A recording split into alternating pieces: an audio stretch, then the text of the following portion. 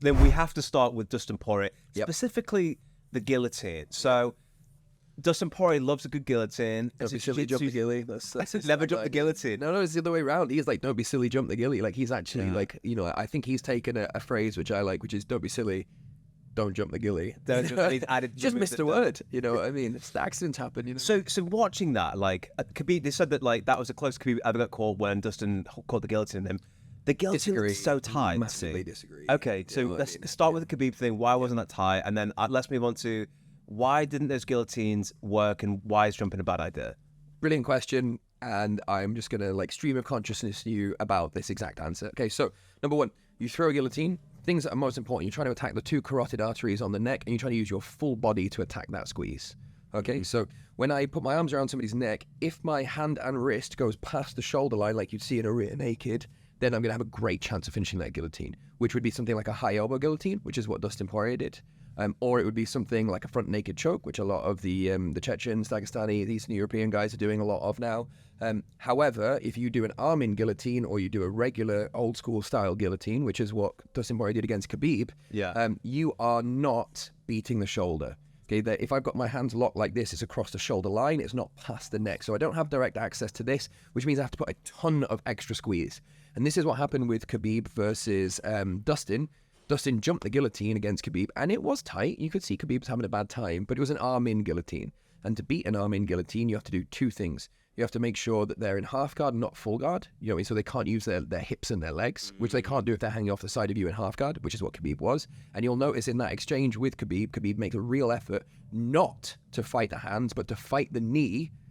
And then once he gets the knee, he then goes to fight the hands because he understands the priority and purpose. So when you're looking to defend an arm in guillotine, number one, you push that shoulder into their chest, and that means that they can't get their hand past the shoulder to get the direct choke on. And number two, you make sure that they can't use their guard properly, which deactivates their hips. So you've got like an upper body priority and a lower body priority. Shoulder to chest in the upper body, knees underneath you and a proper half guard in the lower body, and that's going to take it all away. I guess it's like when I'm thinking of guillotine defense or someone's bottom half guard, I know you always talk about really adding a lot of pressure into the solar plexus with the shoulder. Absolutely. Right? And so you think even if you're top half guard caught in a guillotine, sort the leg entanglement out first? 100%.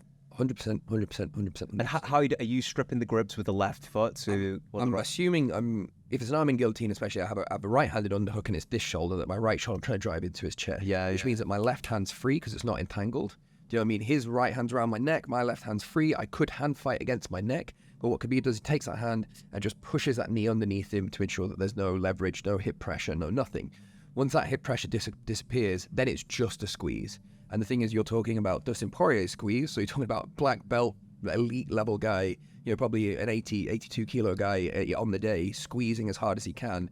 But then you're also talking about Khabib. And Khabib actually said one thing that I thought was super interesting. He was saying in an interview, and I think it was to Ariel Helwani, he was like, man, Dustin is really a crazy guy because he tried to choke me, he tries to submit me in front of father, and I will never tap in front of father. So I'm thinking, why is this guy so crazy? This just shows his like insight, his mentality, right? Absolutely. So obviously when we go to fight, we go to win.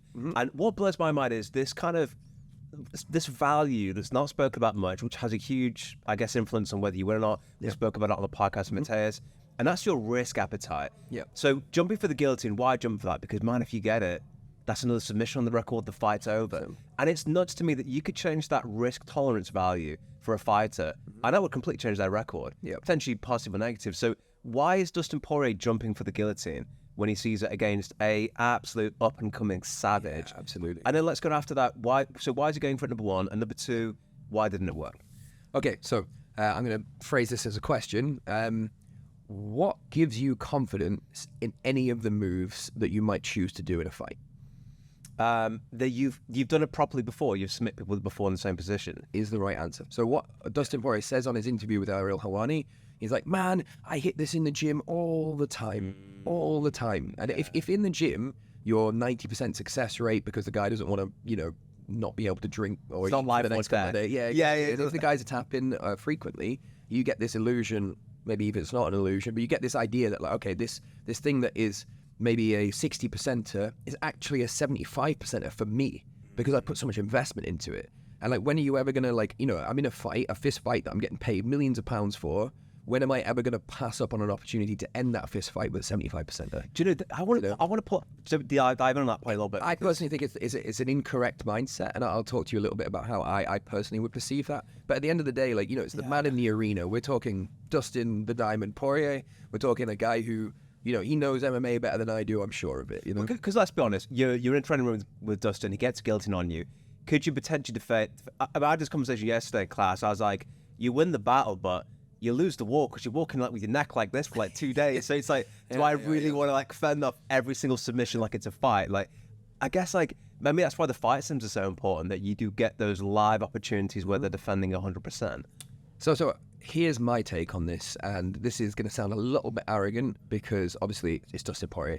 But my thing is this is like submissions, striking, cage positioning, wrestling, cage wrestling, like none of that should be like theory, right? In the sense of like I shouldn't be like, okay, I'm going to go for guillotine because I think it will work. Like that in my mind, that's bonkers. Like what you actually want to be thinking is like, I'm going to go for a guillotine and I'm going to look for condition A to know that I can finish it, right? If my hand goes past the shoulder, I will definitely finish it. If my hand doesn't go past the shoulder, I will struggle to finish it. And so you've got a fork in the road there. Is the hand past the shoulder? As in, like, am I in that rear naked or any of those sort of things? And if the answer is yes, blow some energy. But if the answer is no, then your decision tree should go, well, do I burn a ton of energy in an effort to get this in a fist fight, or do I try and look for a sweep? And for me, you should almost always be looking for a sweep off some sort of head control. If I've got your head, I can determine where your body is going to go. Do you know? So if you can't finish the submission, you should know that you can't finish that submission because it's based on mechanics. On data you've had. Yeah, absolutely. Like if you watch somebody with an armbar, right, and they've got their arm out, like, out in front of them, and their thumb points down, are you going to finish this armbar? No, right? What about now? No, if I'm this way, no. Well, so, but I mean, if you're underneath, I'm underneath. Your hips are underneath my elbow. Now you finish it. Now you don't. Yeah. Right. And like that's very, very visually obvious based on the mechanics of an armbar. Thumb pointing up, elbow breaks. But there's this ethereal idea in choke, like choke resistance, right? So like some guys would tap to that guillotine and some guys wouldn't, whereas everybody taps to the broken arm. But the thing that I'm trying to get across is like that type of mechanics of whether the thumb's up or down is the same within the guillotine. It's just that this this resistance and toughness gives people this idea that there's like a level of uncertainty, but there really isn't. Like by pressure your carotid, you fall asleep. Don't you think for like chokes, but like for arm bars, for heel hooks, for like knee bars, like we saw the regional MMA scene with Louis Blair, right? Like I even saw Stuart Graham from the side. I saw his face and he was like, oh my gosh, this is painful to watch when he had that knee bar set in. But it feels like some people just let it go, right? And their tolerance is high and they just seem to get out of the submission. But like a choke, you are just going out, right? So, well, those are the exceptions to me that prove the rule. So like you see that knee bar, but like if you look at that knee bar from Louis Blair, it's not the same as the one that Muhammad Mokaev was caught in, for example. Like Muhammad Mokaev's knee was a banana, and Louis Blair's opponent's knee was straight. So to me, that's the equivalent of like in a guillotine, it's the hand under the shoulder or over the shoulder. Gotcha, Mokaev's knee is the equivalent of having the hand past the shoulder.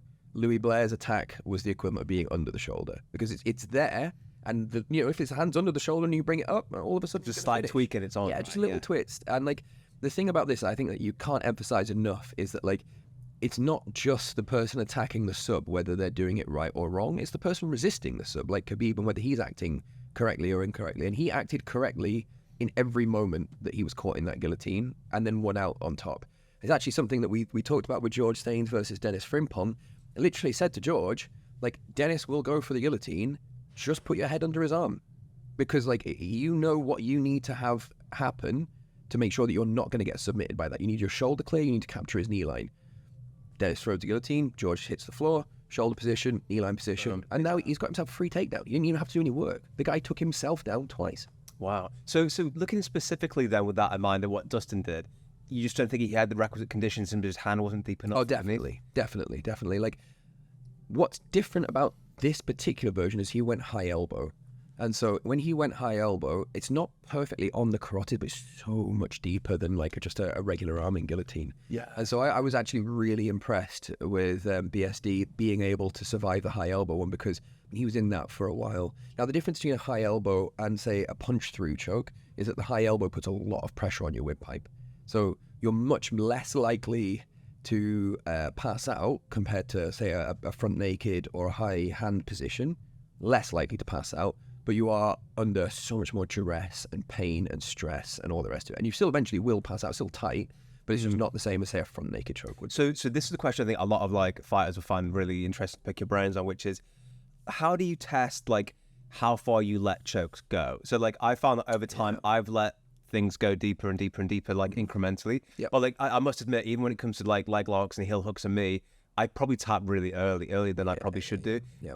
So I guess you need to really know where the red zone is for the fight, right? Yeah. How do you know how close to the cliff edge you can walk up? And is that just something you do in practice, or? Okay, so bit of a controversial one. Joint locks, leg locks, heel hooks, arm bars, tap, tap, tap, tap, tap, tap, tap, tap, tap. Got it. I need to walk, I need to write, I need to do stuff, you know what I mean? Like, You go I work need to on live one my day, life, bro. you know what I mean? If I go to the loo, I want to be able to sort myself after the loo, you know what I mean? All of the above. For chokes, like, I've been caught in competition in chokes 2 or 3 times, and each time I was just choked unconscious. And do you know what I mean? Like, and like, the thing for that wasn't that I was just like, oh, caught me in a choke, and then it's some sort of weird sexual thing where I'm just sat there going, do you know? No, it's not. It's like I don't have time to fight out of this before I get an arm broken. I do have time to fight out of this before I pass out, and I have the ability to fight all the way to the death because the referee's going to be there and he's going to stop it and he's going to make sure I'm safe. Because it's what you sleep for 10 seconds and then life's back to normal again. To a degree, obviously, like losing blood flow to your brain is never optimal, and they've actually done some studies that show that if you are consistently losing consciousness, then you're going to get a similar type CTE type condition. You do take some brain damage if you're being choked out regularly. Okay. You know what I mean? Which I think a lot of people don't really realize is that actually there is some risk there because you just come back, you're a bit woozy for a bit. How regular is regularly? Do you know? I don't want to put words into We don't it. want to put words in it, but that's one for us to look at offline. But the thing is that any loss of consciousness is not ideal, is it? Do you know what I mean? So, but you fight so infrequently, it's almost like you would rather go unconscious trying to defend the rear neck choke, but not the armbar. Don't do Tony Ferguson. I think this is like any type of muscle tweak. Like an individual muscle tweak, no problem whatsoever. You'll heal up a week, 2 weeks, 3 weeks, whatever. Do you know what I mean? But like a consistent muscle tweak in the same spot, and you can get some chronic damage happening there, some inflammation, some there's some oxidative stress, that sort of stuff. You know That's interesting. So I guess like if you're giving advice, people trying to upgrade their grappling game, when you're in those positions where you don't, first of all, you need to know where you're in danger, right? Not knowing where you're in danger is a huge oversight. You need to know that. Do you think it's important to, like, if people watching it saying like, I'm not that well versed with heel hooks and they're competing, do you think, dude, you need to go and address that immediately? You need to go make sure that you know enough to know that you'll get. If you, let's say, if we're talking about MMA specifically, and let's say, I don't know, you're fighting Gary Tolan, like, bro, you need to go learn some heel hooks right now. Like, you know what I mean? Yesterday, You're fighting Francis Ngannou, you probably don't have the urgency to go and learn heel hooks right now. So I think the thing is that, like, there's that Pareto's law of 80-20, right? And so, like, if 20% of your results are going to come from 80% of your efforts, then that 80% really needs to be, like, on point. Do you know what I mean? And, like, as much as it's useful to learn heel hook defense, if I'm going to go fight Mateus, 5 times world Thai boxing champion, do you know, I'm probably not going to invest all my skill points into leg locks. It's very true. You always go in there knowing there's things that you could have learned, but decided to level up aspects again that have more influence, most likely. It's why it's so hard to plan for a debuting opponent. If you don't have footage on the guy, if you don't have his stance, you don't have his style, you don't have his background, you don't have any evidence for what he's done, then you really have to be completely self-focused, right? You have to be like, okay, I'm going to do this, I'm going to do that, I'm going to focus entirely on myself and move forward. But once you've got a little bit of information about your opponent, even something as basic as whether they're orthodox or southpaw, changes the game massively. Yeah. If you are a guy who's never prepared for a southpaw and your opponent comes out southpaw, you're going to have bad time, man. That's going to be hard work because that guy's going to have oceans of experience dealing with an orthodox guy as a southpaw. That's not something you want to find out on the night, ideally. No, 100% not. Do you know what I mean? And the difference between somebody who's prepared for that, like AJ versus Ngannou, where the moment he switched, he was like, right, down you go, son. Do you know what I mean? I agree. Well, on that point, because this is a especially short episode, but I want to just finish this one on what's next for Francis Ngannou. I was saying on Mateo's podcast that it took me a few hours to emotionally process what I saw happen. Yeah, you just want that guy to do well, man. Like, he seems also to have everybody else's best interests at heart, and that's the guy that you want to root for. He's negotiating his opponent's purse up. You know what I mean? That guy should win at life. It was a fairy tale. I got caught up in the romance of it. And it's a tough one, like what happened is technically what should happen. I don't like how smug some of the boxing community's got. I think it's I feel a bit smug as well, to be honest. You've been feeling a bit smug. I'm not a big fan of the smugness, I must admit. No, For me, what's next for Francis? He needs to step back. I say need in a loose sense, but come back to MMA. Okay, first of all, he needs to take 3 months off no sparring to recover mentally, physically from the knockout, because it's a big knockout. So the reason I'm not a big fan of boxing, because of the concussive repetition of the impact. Yep. Come back to MMA. He reclaims gets a title from the PFL. Then I think he does come back to boxing. And I think he fights someone top 15, maybe one guy that's starting to slide down the rankings a little bit, somebody who's not so explosive, somebody who's maybe, I don't want to say a gimme fight, but someone who's still top 20, top 15. But that Ngannou, like, if he is at that level, can get a couple and start to accrue wins and work. He went at the top of the division. Let's just recalibrate. Let's go back down to top 20. You got enough time for 6 fights, maybe 10, 20, how many fights as you want, and just start working your way back up from the bottom. There'd still be a lot of interest in a fight like that. I'm trying to think of somebody in top 20 who would be good. Can I maybe lay out 2 scenarios for you and get your take on them? Yeah, hit me with your thoughts on it. So this is the scenario number 1. Francis Ngannou comes back to MMA and he loses that title shot. Scenario number 2, could you imagine? Scenario number 2, he doesn't come back to MMA, he boxes again, and he loses that boxing fight. Now, if you're looking at communicating with Francis Ngannou, what I want to ask you is, would you change any of that idea and thought process if you were Ngannou's biggest fan and if you were Ngannou's manager? What do you think those 2 hats say, and how are they different? If I'm Ngannou's manager, I'm trying to put my own personal financial incentives aside. I'm trying to maximize Ngannou's financial impact, but also, I guess, his legacy. Do you think that's MMA or boxing? I would say, look, your biggest asset at the moment is the fact that you were top of the top in MMA. After losing to Joshua, I feel, let's take a step back, let's consolidate and reconsolidate while you're the man. So I feel like the MMA fight is the logical next step. Blast through that guy, dominate him. Then let's come back. I give you time to work on your boxing in the background, potentially, line up an opponent in the top 20 and come back that way. Another loss in boxing is not a loss in MMA would be more devastating than a loss in boxing. Yeah. I think going back, like, here's a question, right? You've got to fight Tyson Fury, arguably pound for pound number 1. Then you've got to fight Anthony Joshua, who is, basically second to Usyk at this point. Do you grapple in that time? Do you wrestle? Because I wouldn't. No, probably not. You know what I mean? So, like, I wonder if like, at this point, like, to me, the logic isn't based on legacy to the same degree. Like, as much as it would have been lovely for him here, like the logic is, like, you've probably made somewhere between 15 and 40 million quid for the last 2 fights. Do you know what I mean? Like, at the end of the day, you are a prize fighter. You've come from nothing, and you've really worked really, really hard to be something special here. Like, I really struggle in today's day and age to actually think, like, okay, yeah, like, this is a good legacy decision rather than this is a good financial decision, because finances are going to affect your legacy, right? You get 10 million quid in the bank, you can do a lot of stuff with that. I suppose it's like, what's the objective? Yeah, what do you think the objective is? Because to me, like, I've always seen Francis as the most likely to lean towards legacy over money because of the personality that he has. But then, there's what's the phrase, like, absolute power corrupts absolute. So whatever. The point is that, like, when you start to see paychecks with 7 figures on them, how in God's name are you going to do anything different? It's a tough one, isn't it? I mean, the thing that was really sad to me about the fight with Anthony Joshua is I just don't want to see Francis Ngannou knocked out like that. And there's a thing that says, like, if you retired undefeated, did you really push yourself? For example, if I look at Khabib, who obviously retired undefeated, did he go to 117, try and fight the Leon Edwards of this world, whoever was at the top then? Did he go to one? Do you know what I mean? It's almost like the thing I love about Francis, and this is the kind of the paradoxical beauty of it, is that, like, actually, when he got to the top, goodness me, when actually the paradoxical thing with Francis Ngannou is when he got to the top of MMA, where's the next challenge from him? He actually took that, like, again, that 1 in 100 chance. But then the other side of it is, like, it's just so sad to see him get knocked out, because do you not knock him out like that in MMA, like, ever? But it's almost like the shine of Ngannou's, in some people's eyes, has changed a little bit. Seeing him knocked out like that, they're now beginning. Mighty Mass Johnson, I mean, I'm not, obviously, why am I criticizing what he thinks about MMA, but, like, he thinks that Anthony Joshua beats Ngannou in MMA. I think, for me, that is just case in point of privacy bias gone on steroids, because I think that's a crazy take. Yeah, I mean, I mean, he guess would if know. you, I like- if you- but, like, if you yeah, I put- don't know, I mean, I really struggle with that. If you put a striation of like, let's say they fought 1,000 times, I do agree There are that, some that events, it yeah. wouldn't be 1,000-0. But if you told me it was 1,000-0, I'd be like, yeah, okay. You know what I mean? Like yeah, okay, cool. Yeah, it's like he's got 20 pounds on you and it's MMA. Like, yeah.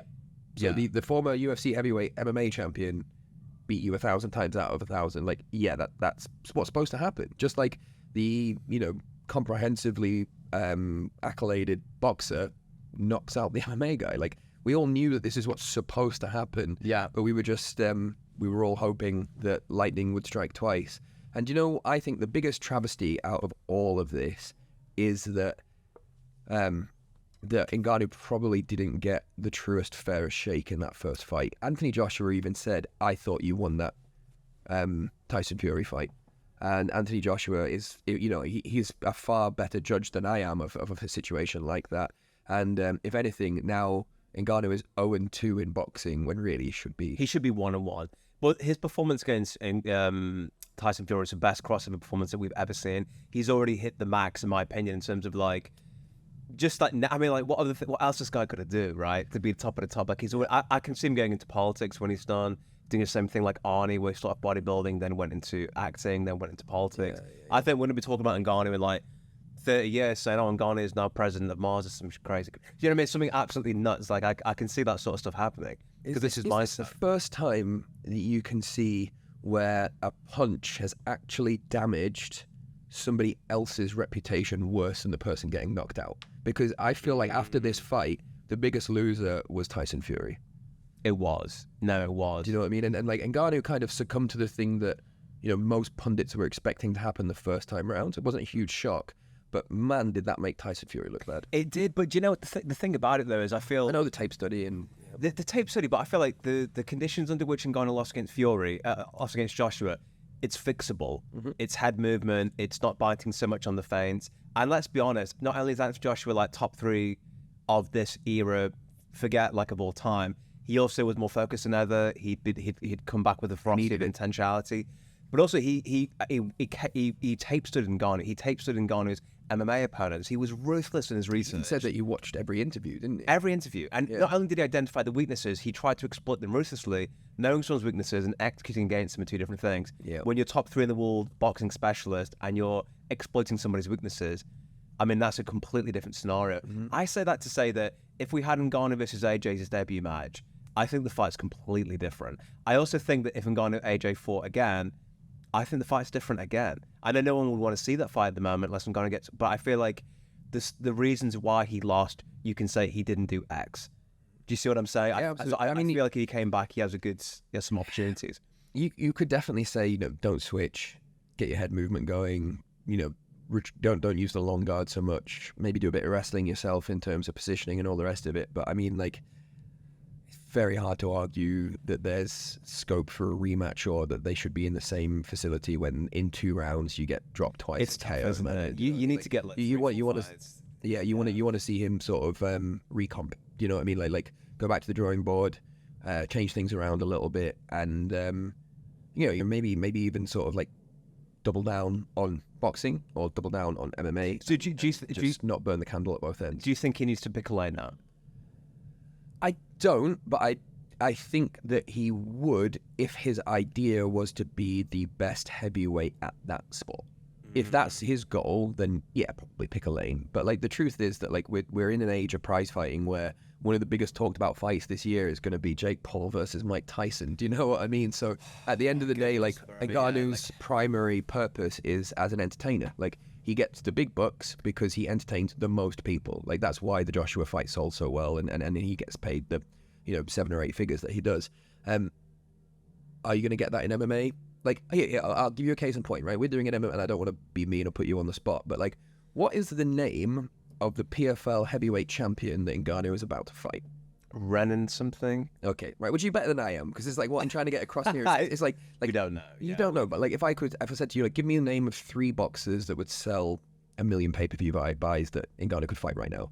Yeah, you've like got easy. Joshua Parker, Big Bang Zhang, you've got Usyk, Deontay Wilder. Yeah. Do you see what I'm trying to say though? Do you know what I mean? So if your idea is like I want to be the baddest man on the planet, and I want the world to recognize that. Absolutely, MMA. But he can't even go back to John Jones now, even if the contractual obligations were such that he could. He has to get a W under his belt. But I do think that John Jones and Ngannou would probably be the biggest pay-per-view of all time, because they can put a narrative on it. You know, like the UFC drop the bag, or you know, there's so many different ways you could spin that, couldn't you? Don't you think? I would articulate it as this: Ngannou is still probably the baddest MMA fighter on the planet, but it is a feature of human psychology that we somehow don't see him as well. Yeah. Because he got knocked out. Yeah. But dude, you take John Jones, you take Fedor in his prime, you take any Gordon Ryan, they gets knocked out, like their shine goes down. Even though we knew it would kind of happen, seeing it is something else.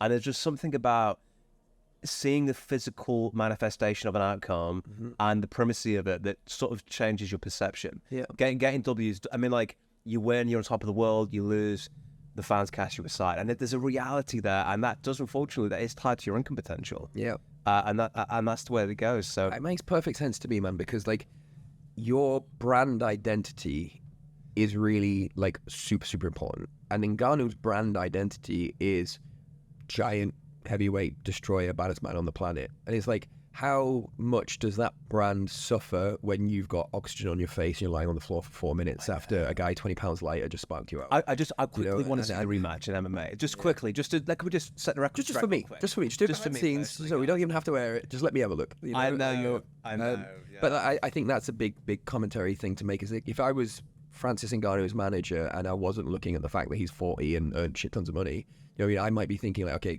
maybe it's worth us finding 2 or 3 fights that remind people who the hell you are, man. Exactly. You are the guy who hits the hardest that the UFC has ever seen, until recently, apparently. But you know what I'm saying? Like, and you are the guy who has this incredible story, beats the odds, produces these like mind-bending KOs, knocks out the K1 champion like Alistair, like beats the heavyweight. But you know, like, we need to get people to realize like this is who you are, and you're not the guy who's lying on his back after falling over his own knee. 100%. And I just hate to see him get knocked out 3 times like that. It's just so annoying. It's you know, heartbreaking. If it was somebody that you knew, like, what sort of time off would you be suggesting for that? At least 3 months, 3 to 5. I mean, like, I've not got a medical degree legally, but not to mention my illegal qualification. Yeah.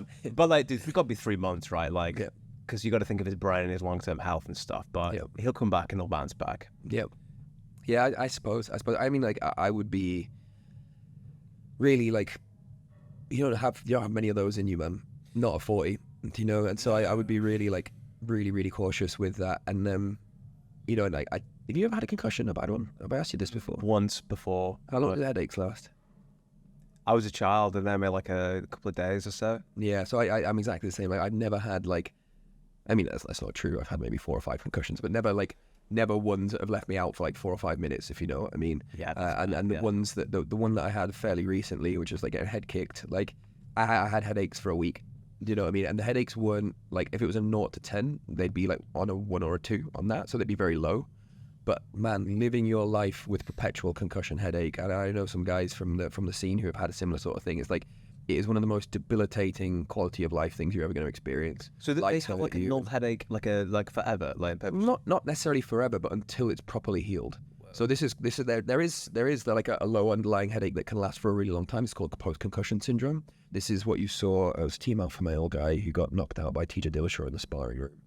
I know who you mean. You know what I mean? Like slim, tall. Yeah. He's one of the grappling coaches. It's going to kill me, man. But like, anyway, there was a guy who happened there, ended his UFC career. Super high level prospect, bad concussion, post-concussion syndrome. Man, that's so crap. And your sensitivity to light, your even affects your testosterone and things like that, affect your motivations. But you know, I've seen people from gyms that I know who've like, they had a bad one in sparring and then maybe come back a bit too quick and had another bad one. Which again, like, you know, I think we've only ever had 1 concussion in IMA, in maybe 2 in 7 years, 6 years.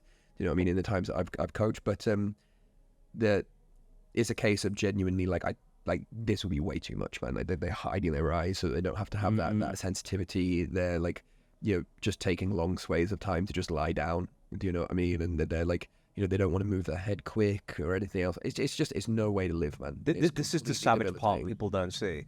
I mean, won't, man. I mean, you know, jiu-jitsu, the YouTube jiu-jitsu guy, and it's a good point, something to like really bring this all together. Is it like he stopped doing Muay Thai because he was getting headaches. I've had headaches from Thai, he was like, bro, like I just, He sort of took a judgment call that said, dude, okay, am I going to compete in like Muay Thai? If yes. So he decided just to run to Jiu-Jitsu because of that. And I think there are a few Jiu-Jitsu guys that actually did that specifically because of the headaches and getting like One of the times that happened to me is like one of my first MMA fights. I went to train at a Thai gym. Really lovely guys, but just a little bit of a sort of weird tradition where, like, you know, you come into the gym, and particularly if you're going to train for combat, you're preparing for a fight, they're going to put you through the ring, and they put you through this like grueling circuit and all the rest of it. And then there's this little sort of like, how tough are you really then, lad? So they put me in a ring with one of their heavyweights, 105 kilos. I was like 73 at the time. Guy just kicked fuck out of me, mate. Do you know what I mean? Like, he just battered me. He dropped me with body shots. I ended up throwing up. Do you know what I mean? All the rest of these. And I went home with a ringing headache.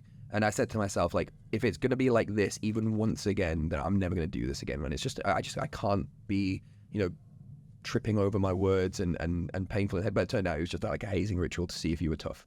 Do you know what I mean? It never happened again after that. Do you know what I mean? It was just like, oh, you're coming into the gym and you're getting ready for a fight, are you? Well, this is what a fight's going to feel like. You still want to be here?